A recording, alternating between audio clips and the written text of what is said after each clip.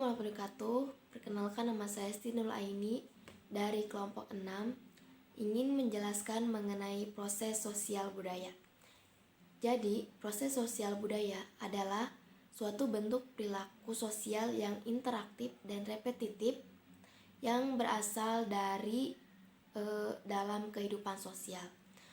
Faktor sosial budaya terdapat dua faktor. Yang pertama yaitu faktor internal, merupakan faktor-faktor perubahan dalam masyarakat.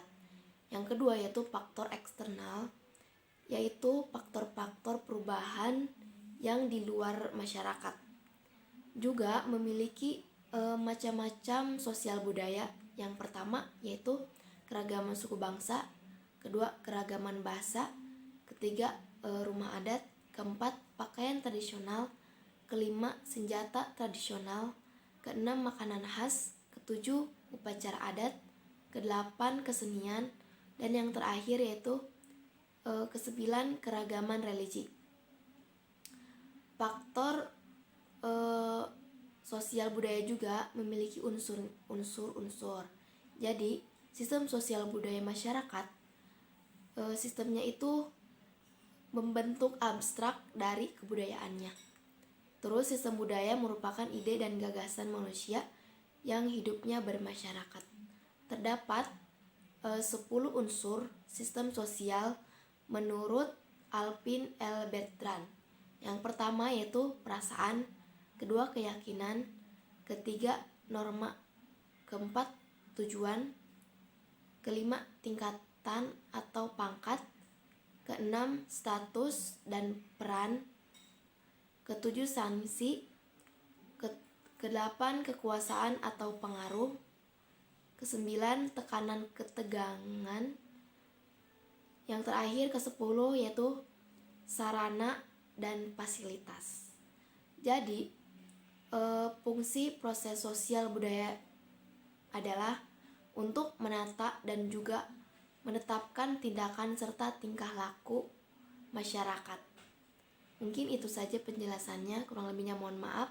Assalamualaikum. Saya akan menjelaskan tentang masyarakat. Masyarakat adalah kelompok manusia yang hidup secara bersama di suatu wilayah yang sama dan membentuk sebuah sistem, baik sistem terbuka maupun tertutup.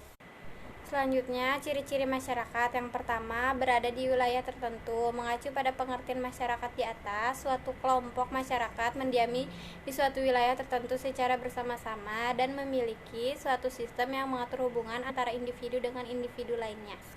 Ada ciri-ciri masyarakat. Yang pertama, berada di wilayah tertentu. Yang kedua, hidup secara berkelompok. Yang ketiga, terdapat satu kebudayaan.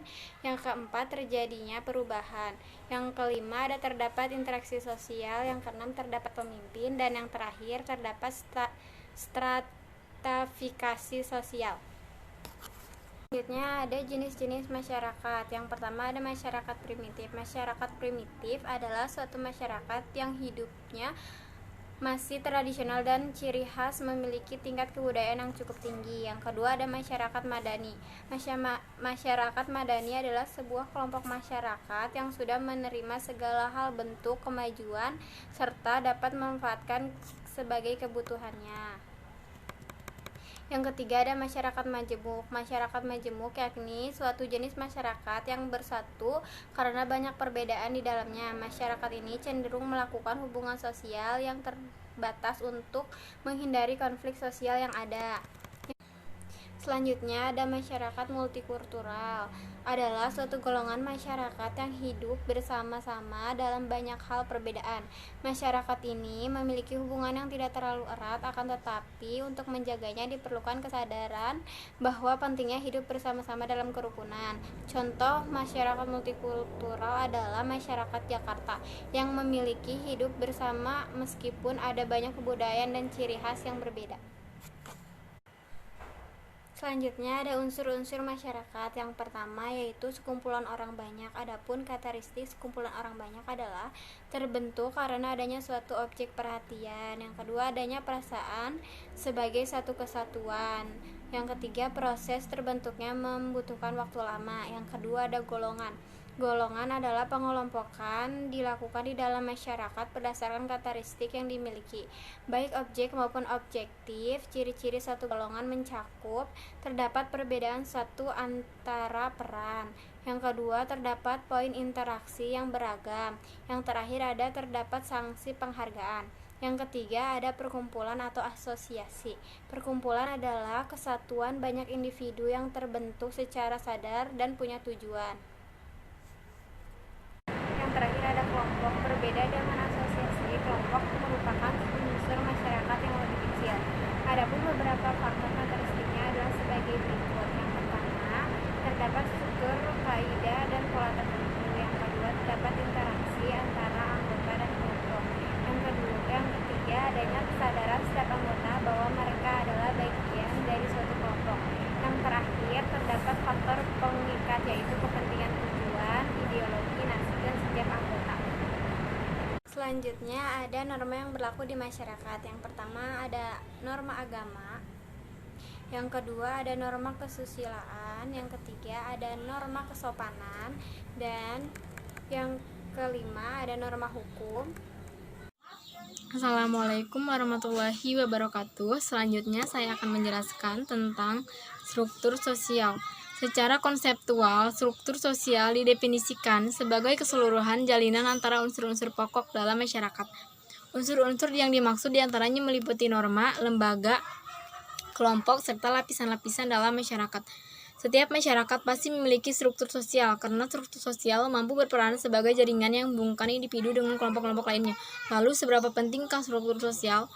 Sangat penting, struktur sosial berfungsi dan mengelompokkan individu dalam masyarakat berdasarkan kesamaan dan karakteristik tertentu.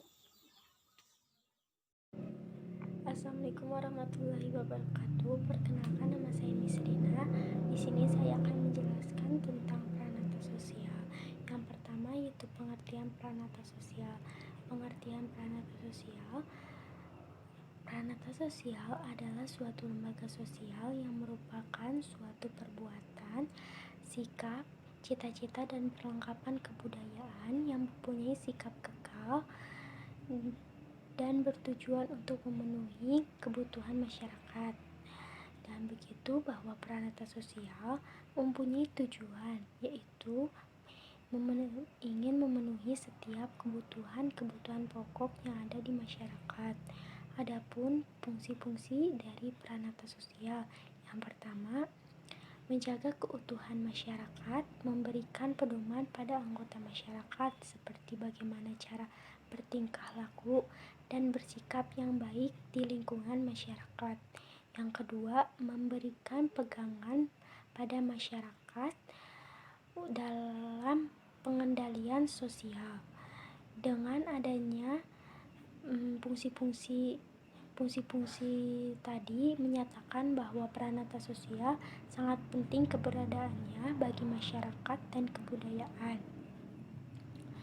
Dan adapun ciri-ciri dari pranata sosial, yang pertama adanya tujuan, dipakai di waktu yang relatif lama, tertulis atau tidak tertulis, diambil dari nilai-nilai adat istiadat yang ada di sekitar lingkungan masyarakat, adanya prasarana yang mendukung seperti bangunan dan lambang tertentu.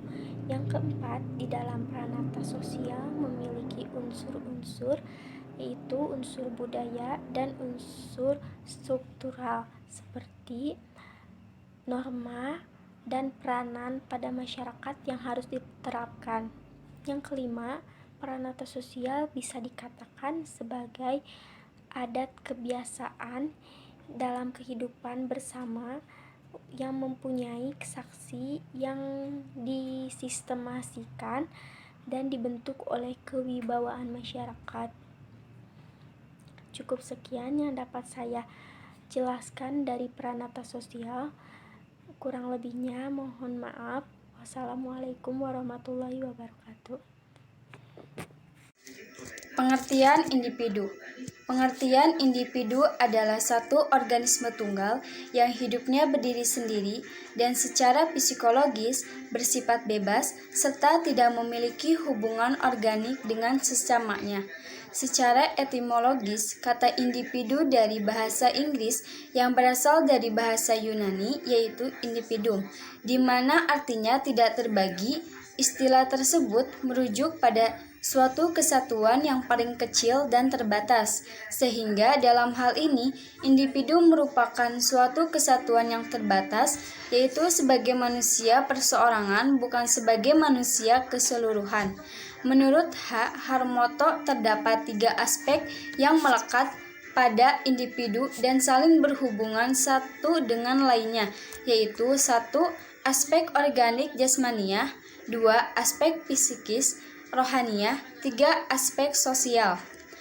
Pengertian individu menurut para ahli.